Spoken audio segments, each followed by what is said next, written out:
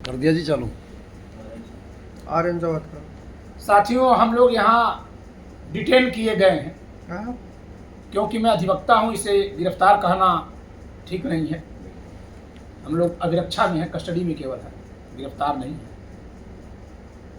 हमारे साथी ये पूछ रहे हैं कि हमने कौन सा अपराध किया है जो हम दक्षिणी दिल्ली के सुदूरवर्ती जंगलों के बीच जो एक थाना है दिल्ली का, मैदान गली, उसमें हमको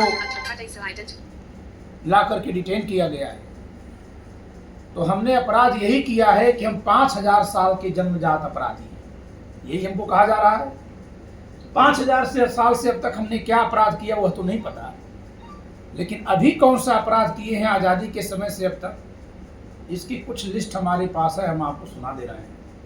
सबसे पहले आज़ादी की लड़ाई आपने लड़ी।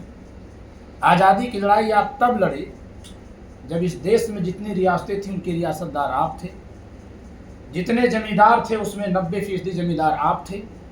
उस समय जितने भारतीय सांसद थे, विधायक थे, वो आप थे। उस समय जितने भी सेक्रेटरी थे, IAS थे, ICS थे, जो भी उस समय के पद थे वो आप थे। लेकिन क्योंकि हुकूमत विदेशी थी, इस नाते आप जो है आज़ादी की लड़ाई लड़े।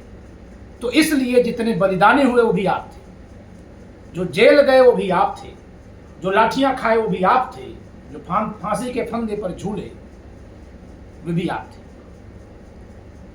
देश को आजाद कराने वाले आप थे। बड़ा पाप आपने किया, और उससे बड़ा पाप आपने ये किया कि जैसे ही आप आजादी के बाद संविधान सभा में बैठे तो सबसे पहले आपने अपनी ही सारी परंपराओं को कुरीति लिख दिया।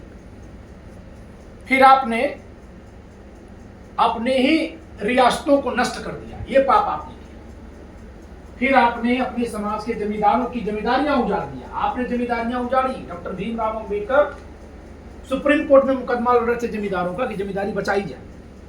9 दिसंबर 1951 को और 6 अक्टूबर 1952 को सुप्रीम कोर्ट में पेश हुए। केस का नाम मैं बोल दे रहा हूं। बिहार राज्य बनाम महाराजा कामेश्वर प्रसाद सिंह, दरभंगा के राजा। ये 1952 का केस है। कोई भी गूगल पर देखेगा बाकायदा सुप्रीम कोर्ट का ऑर्डर निकल के आ जाएगा। 10वें पैरा में देखिएगा डॉक्टर अंबेडकर की तर्क लिखे हुए। वो कहते हैं जमींदारी रहनी चाहिए। वो कह रहे हैं जमींदारी रहनी चाहिए, हमने जमींदारियां उजाड़ दी।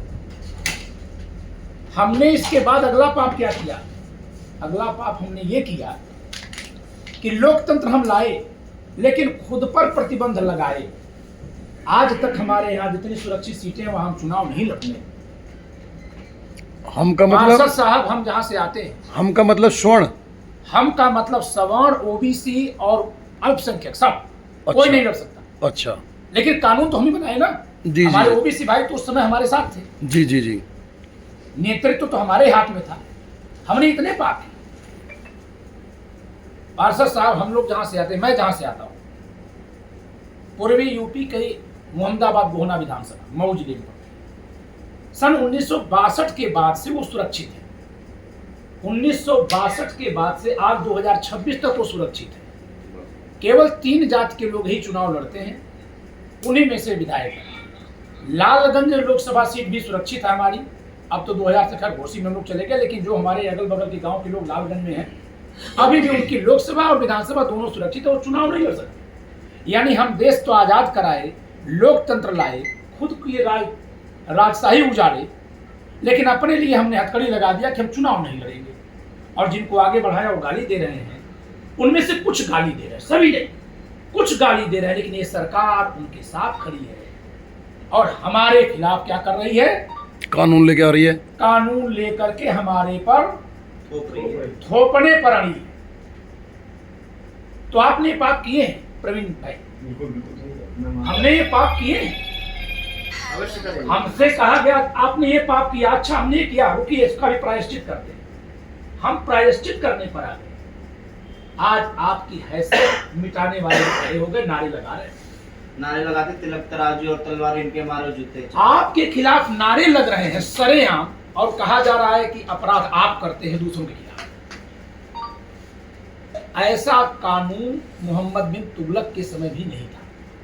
हम लोग एक कहानी पढ़ते हैं, अधेर नगरी चौपट राजा, टका से भाजी टका से भाजी टका से खाजा, वैसा भी राजा ऐसा कानून नहीं लाया था कि जिस समय सवर्णों को अपराधी घोषित किया जा रहा है उस समय सवर्णों को ही भेदभावी करने वाला बता करके कानून से प्रतिबंधित किया गया।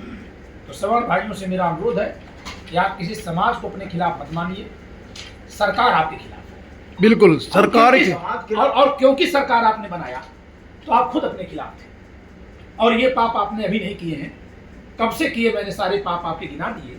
अब इसका प्रायश्चित कैसे करना है वो भी उपाय बता दे रहे हैं। इसका प्रायश्चित यह होगा कि हमें अपने समाज की पार्टी बनानी होगी, हम खुद अपनी आवाज उठाएंगे। जब तक हम अपनी पार्टी बनाकर अपनी आवाज नहीं उठाएंगे तब तक अगर हम हिंदू बनेंगे तो हिंदू बन करके सबकी आवाज उठेगी, हमारी नहीं उठेगी। कोई सरकार हमें हिंदू बनाकर तो वोट ले लेगी और फिर हिंदुओं में से एक वर्ग को हमारे खिलाफ लड़ाएगी तो हम कुछ नहीं बोल पाएंगे। आज देखिए हमारे विरोधी क्या कर रहे हैं, अरे आप हिंदू हैं तो उनके खिलाफ क्यों बोल रहे हैं, क्या हुआ आपके खिलाफ कानून बन गया। इसलिए आप पहले अपने हित की बात करिए, आपके हित की जो बात करे उसके साथ हाथ मिलाइए। और एक बात आपको बता दें ओबीसी वर्ग के बारे में, ओबीसी वर्ग जो है वो सवर्ण वर्ग और ओबीसी कहीं अलग नहीं है, एक ही है बिल्कुल। कोई एक जैसे जाट कौम है, जाट जाति कहीं ओबीसी है कहीं जनरल है। ब्राह्मणों में से भी कुछ जातियां उपजातियां कहीं जनरल है कहीं ओबीसी है। राजपूतों में भी तमाम ऐसी उपजातियां हैं जो कहीं ओबीसी है कहीं जनरल। जैसे कि लोग राजपूत हैं, बहुत लोग ऐसे। भाई दिल्ली में जाट जनरल में है और यूपी में ओबीसी में है। ओबीसी और जनरल दोनों परेशान जो हैं, अपने आपको चौधरी लिखते हैं, हाँ वो क्योंकि ये दोनों समाज चाहे राजनीति में भले अलग रहा है, यहाँ जनरल में है। इनके यहाँ संस्कृति एक है, बातचीत एक है, और शेष समाज को हमको अपने साथ लाना था, न कि उनसे झगड़ा करना था। हमारे पुरखे वही तो पाप कर रहे थे ना, और इसी नाते आज हमारे खिलाफ ये कानून लाया। तो दोस्तों मैं फिर से एक बार आप सबको अनुरोध करके सुझाव दूंगा, सबके पास यह विचार होगा कि हमारी लड़ाई किसी समाज से नहीं, हमारी लड़ाई भेदभावकारी कानून से, भेदभाव करने वाली सरकार से, जो सरकार लेके आई है। जी देखिए ये सरकार कानून लेकर के आई है, इस कानून को देखते हुए देखा जाए तो वास्तविक हम और आप सबने मिलकर के बहुत बड़ा अपराध कर दिया, बहुत बड़ा अपराध है। और ये अपराध कैसे धुलेगा, इस अपराध को धुलने का एक तो बहुत बढ़िया नज़रिया है। आने वाला 2000 देखिए यूपी का 27 है, जब तक बीजेपी और या नरेंद्र मोदी ये जब तक इस कानून को वापस ना ले तब तक ब्राह्मण क्षत्रिय वैश्य जितना सामान्य वर्ग है ना तो इसकी मीटिंग में कोई जाए, ना ही तो इसका कोई सपोर्ट करे। और विधायक सांसद जब आने वाले समय में वोट मांगने के लिए आए कि कौन आ रहा है, बोले बीजेपी का आ रहा है, तो बहुत बढ़िया जूतों की माला तैयार करके रखो और माला पहना करके उसका जो है जूतों से स्वागत किया जाए, क्योंकि हमें बोलने में मजबूर किया गया। आज क्या देखा जाए, कितने विधायक, कितने सांसद, कितने मंत्री ब्राह्मण क्षत्रिय वैश्य ठाकुर सभी लोग है ना, है सभी लोग। तो जब सभी लोग हैं तो वो आज भी जब हमारे खिलाफ ये कानून बनाया गया तो सांसद विधायक मंत्री क्या मर गए थे, जितना नहीं थे उनको बोलने के लिए नहीं कहा गया था। वो एक बिहार का बोल रहा है कि मतलब क्या हुआ, गलत बना दिया तो उसमें देखेंगे हम, मोदी जी ने कुछ नहीं गलत किया। अरे और क्या गलत करेगा, इससे ज्यादा है क्या गलत करेगा। सबसे बड़ा गलत काम देखिए, हमारे सबसे पहला एक काम होता था आपके राजस्थान में हीरे की बहुत बढ़िया कार्य होता था। और आज की कंडीशन क्या बन गई है कि हीरे का काम उठा करके इस गुजराती ने गुजरात में ले जाकर खड़ा कर दिया।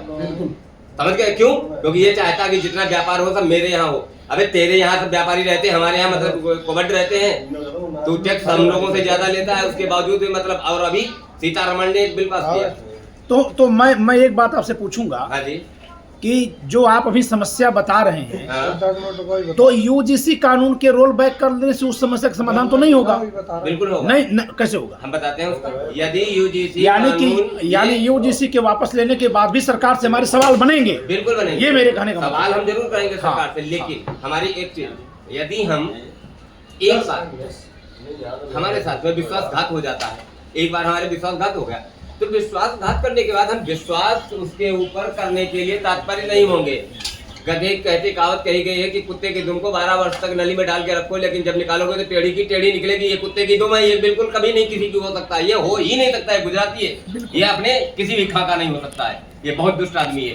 इस आदमी के लिए त्रिपाठी जी दो चीज है, अगर ये इसको संभलना है तो संभल जाए, नहीं तो पूरा निर्णय 100 के 100% आंदोलन करेंगे, इसके विरोध में जाएंगे, इस सरकार को गिराएंगे, चाहे 2027 हो या 2029 हो, 100 के 100% इस सरकार को गिरना तय है। दगा किसी का हुआ नहीं, ना मानो तो कर देखो, और जिसने दगा करा है तो उनके घर जाकर देखो। जिन जिन लोगों ने दगा करा है ना, उन लोगों के जाके घर पर देख लो कि उनका सर्वनाश हो गया है। बीजेपी ने स्वर्ण समाज के साथ दगा करने का कार्य करा है, तो आने वाले समय में ये मिट्टी की हो जाएगी, इसको आगे चल के कोई भी वोट नहीं देगा। पहले क्या होता था कि अगर बीजेपी के नाम पे अगर एक भिखारी भी खड़ा हो जाए या कुत्ता भी खड़ा हो जाए ना, तो उसको भी जाके हम लोग वोट दे देते थे आंख बंद करके, परंतु अब विश्वास नहीं करेंगे। नहीं, अपनी पार्टी बनानी है, स्वर्ण समाज अपनी खुद की पार्टी बनेगी, अपने हक की लड़ाई लड़ेंगे। नहीं, हमारे अधिकार की लड़ाई मैं है। त्रिपाठी जी आपको ये हाथ जोड़ के कर रहा हूँ कि आप पार्टी बनाइए, हम आपको पूरा तन मन और धन से जी रात के 12 बजे भी आवाज देंगे तो आप हम खड़े मिलेंगे आपको हर तरीके से। आप सरकार बनाइए, बिल्कुल, आप पार्टी सरकार बनाइए, बिल्कुल। आप सरकार से बनाइएगा तो हमारे पास में विश्वव्यापी ब्राह्मण एकता महासंघ बिल्कुल और विश्व भारती एकता दल और विश्वव्यापी गौरक्षा, 3 संस्थाओं का मैं मालिक हूँ, 3 संस्थाएं चलाता हूँ, जिसमें आज कम से कम 30 से 40 लाख आदमी हमारे साथ में जुड़े हुए हैं। सारे आदमी मैं आपको दूंगा और जहाँ कहोगे वहाँ खड़े नजर आपके। बिल्कुल, हमको मैं अपने कहीं हित की पीछे नहीं। सुरक्षा सवर्ण के नाते करनी होगी। बिल्कुल, हम आपके साथ में हैं। गलत कानून नहीं कहीं चाहिए, गलत बिल्कुल कानून नहीं चाहिए, हम कानून हम के किसी गलत समाज के साथ विरोध में नहीं किसी है, समाज के गलत विरोध में। कानून जो बनाया उसके विरोध में है। एक बात हम बता दें कि हमने जो अब तक कार्य किया है, हमारे समाज ने जो कार्य किया है, से सारा समाज उसको मान रहा है। तभी इनके लाख उकसाने के बाद भी हमारे समाज के प्रति अभी भी समाज में एक भाव है, अच्छा भाव। लेकिन ये जिस तरह से हमें टारगेट करवा रहे हैं, धीरे धीरे सरकारी मशीनरी का दुरुपयोग करके हमारे खिलाफ जो कानून ये बना रहे हैं, उसके खिलाफ अगर कोई बोलना चाह रहा, तर्क भी देना चाह रहा, तो नहीं रखने दे रहे हैं। बिल्कुल। मीडिया, मैं एक बात यहाँ ध्यान दिलाना चाहूंगा, कहा जाता है कि मीडिया में सवर्ण भरे हैं, लेकिन मीडिया सवर्णों की नहीं हुई। कहा जाता है कि प्रशासन में सवर्ण भरे हैं, प्रशासन सवर्ण का नहीं हुआ। कहा जाता है टेलीविजन चैनल सवर्णों चलाते हैं, सवर्णों का नहीं हुआ। कहा जाता है अखबार सवर्ण लोग चलाते हैं, सवर्णों का नहीं हुआ। आपका अपना कुछ नहीं है, इसीलिए मैं कह रहा हूं कि आपकी अपनी पार्टी भी नहीं है। अपनी पार्टी बनाइए, चैनल बनाइए, मैगजीन निकालिए और मीडिया बनाइए। आपको अपने लिए खुद से काम करना पड़ेगा, तभी आगे बढ़ पाओगे। बिल्कुल बिल्कुल। और इस सब काम की न्यू मैं रख रहा हूं, और जब मैं से हम बनेंगे तो कार्य आगे बढ़ेगा। बिल्कुल। एक से बढ़कर मिलकर कारवा बनता है।